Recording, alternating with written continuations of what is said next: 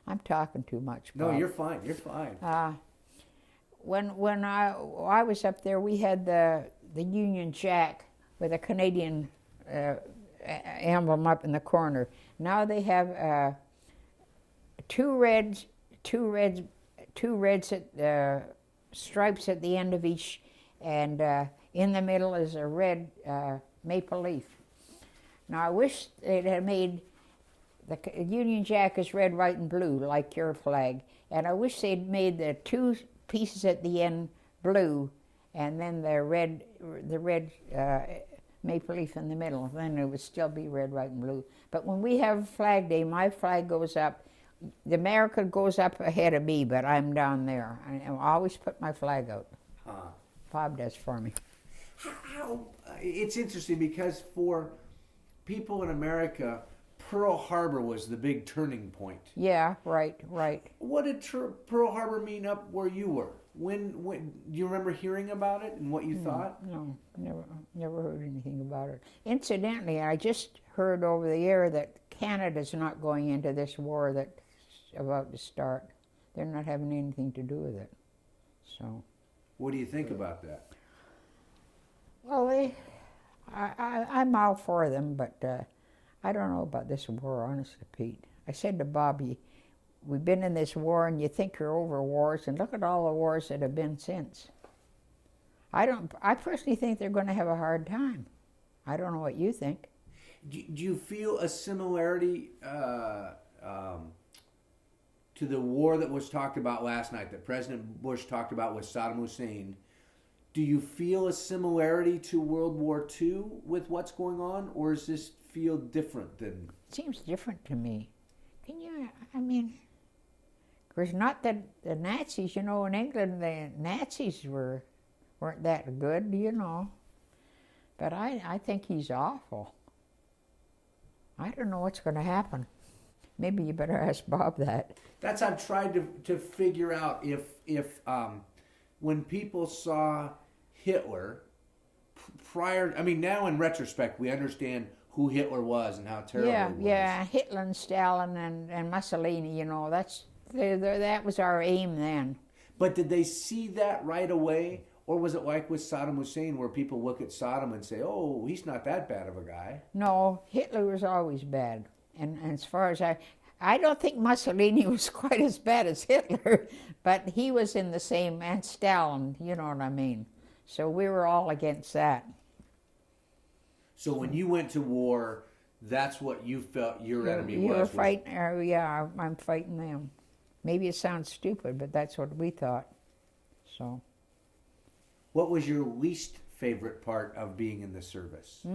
What was your least favorite part of being? What did you dislike about being in the service? Well, I don't know.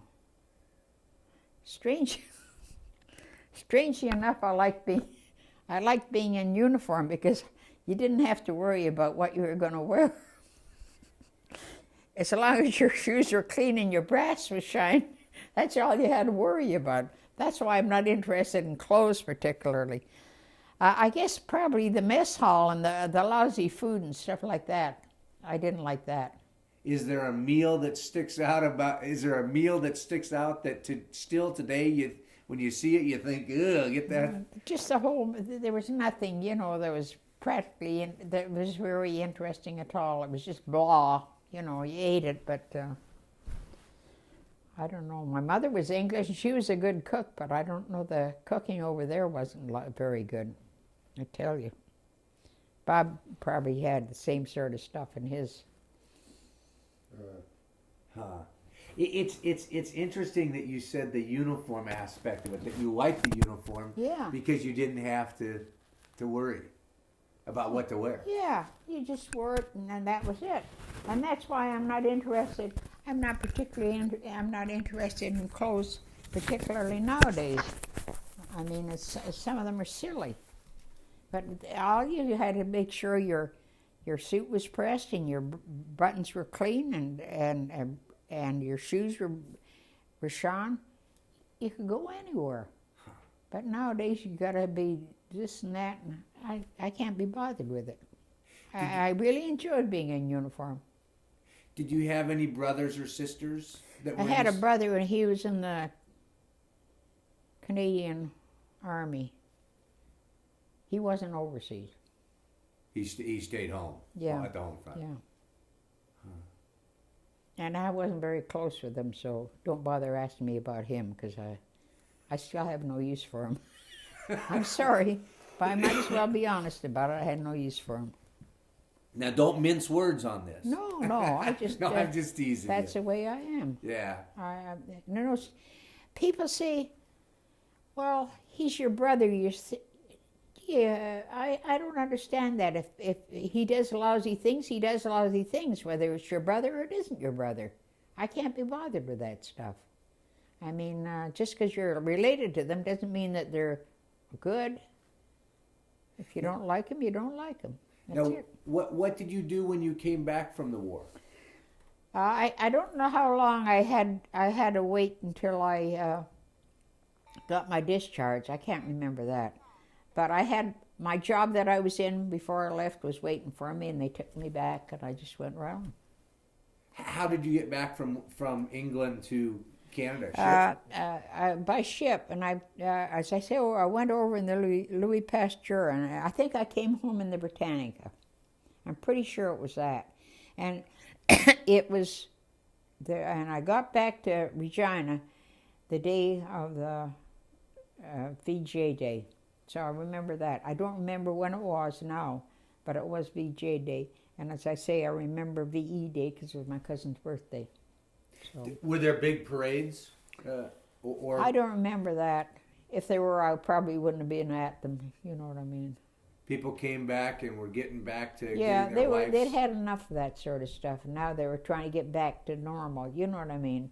When you have a war that long, it gets awful old. Huh. So. Was Regina fairly small at the time when you left, or was it? It was about 40,000, I think. But a funny thing, I don't know what it is now, but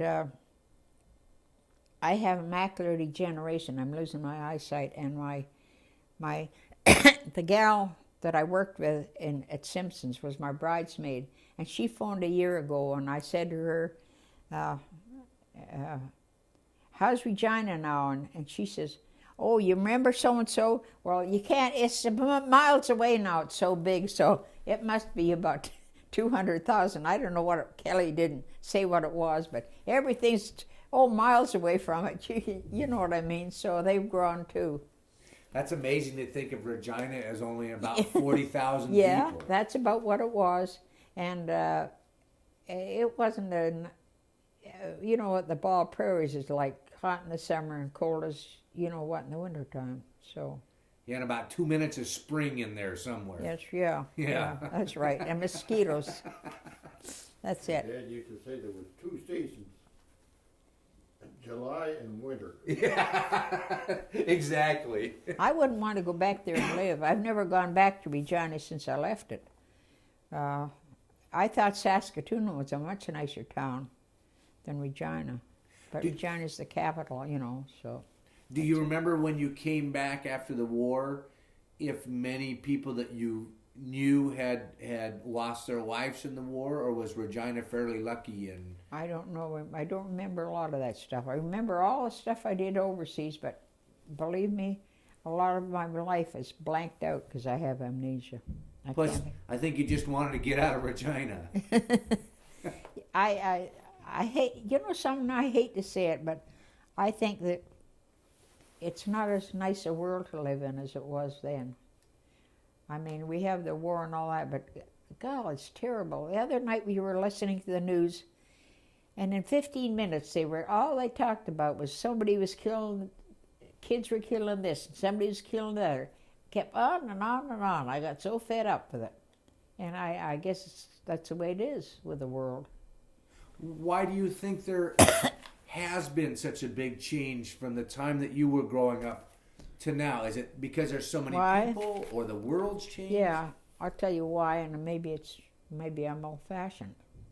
Our mother was at home. There was always somebody at home. There isn't nowadays, and I think that means an awful lot. And when we got we were told not to do something, we better not do it. But just one thing. I can't read books. I can't read anymore, so I get Bob takes me down to the library, and I get the books where you listen to him, you know. And I was absolutely shocked.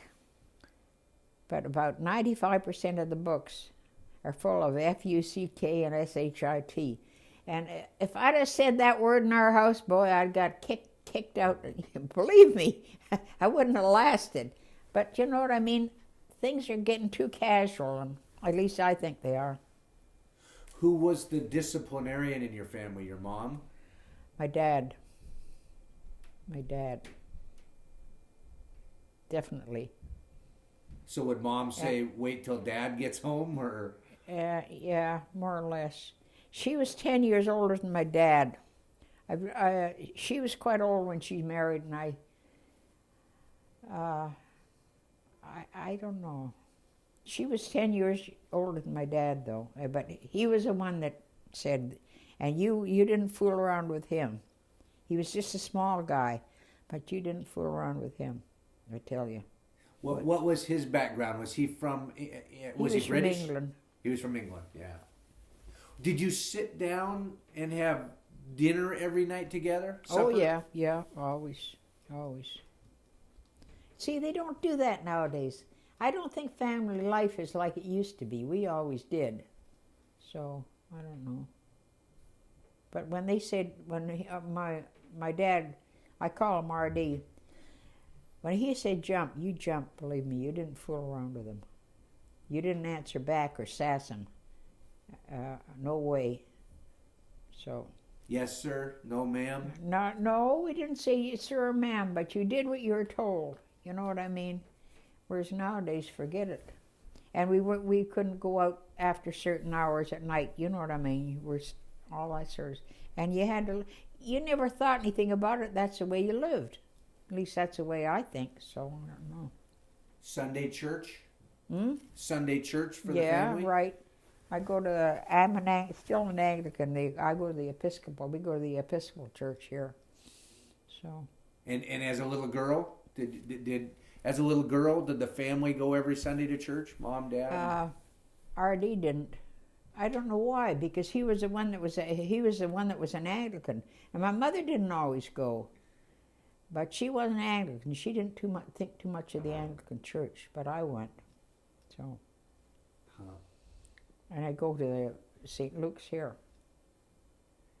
Well, thank you very much. I talk too much, didn't I? No, not at all. It's always fascinating, the little side roads we go down and the pieces that we find out. Well, you know something? I think wars and all that have something to do with the way you act, don't you? And what you've been through. I think it makes a difference. So. Well, one thing that we've noticed is that your generation, the World War II generation, appears to be much more public-minded, or whether it be church organizations or Rotaries, or there's a lot more community-minded is the word I was looking for. Yeah. And I think that some of that has been lost in my generation and the generation that's there now. I think so. I think you're missing. I've often thought if I could go back about 30 or 40 years ago, the world was nicer then. Now, it probably wasn't, but I think I'm really shocked the way things are going here. As I say, the other night, Bob put the news on, and for 15 minutes, we heard nothing but murders and teenagers and young kids. You know what I mean? And it shocked me. It's scary. Yeah. And that's where we talk to a lot of the veterans that we've talked to, asking them, seeing what the world is today. Yeah. Do they feel that what they did in World War II was worth doing it at that time, in retrospect? Now, say it again. Do you feel that what you fought for in World War II, that it was worthwhile? Now you see where the world is today. Well, we got rid of Hitler, so I guess it was worthwhile. It was worthwhile, but just think of all the millions of people that were killed. So, you know what I mean. That's the hardest thing. When they originally started this project, one of the arguments was that the schools felt that the veterans wanted to glorify war. Yeah. I feel we had World War II on TV, and last night it was about Okinawa and Japan, and I just think, girl, and the millions of people that were killed in those wars. I mean, it's terrible, just terrible. So, I don't know. Well, let me get you unmiked. I've got you tied down there. When the girls were in the radio room, they'd have a long table, there'd be 3 or 4 of them sitting there, and each one would be monitoring a different airplane over Germany. And one Christmas Eve, one of the girls weren't supposed to know who was on who's pilots, because they were just numbers. But they got, they got to know who their boyfriends were and what have you. And this girl got a message that plane number so-and-so had gone down in fire. And she knew that the girl sitting next to her, it was her husband. So she just shoved it over the side so they wouldn't have to tell her till after Christmas. Do you remember that? Do you remember the Christmas when you so you could tell by the number who was flying the plane? I don't remember that part. And were you telling them about something that I went through, Bob? Yeah, about on a Christmas where they kind of knew who their boyfriends were. Yeah. And the one had the plane had gone down and bought it. Yeah, that's terrible. And you still got to be there and do your job. You know what I mean? I guess we were brave. I don't know. Young. They had Let me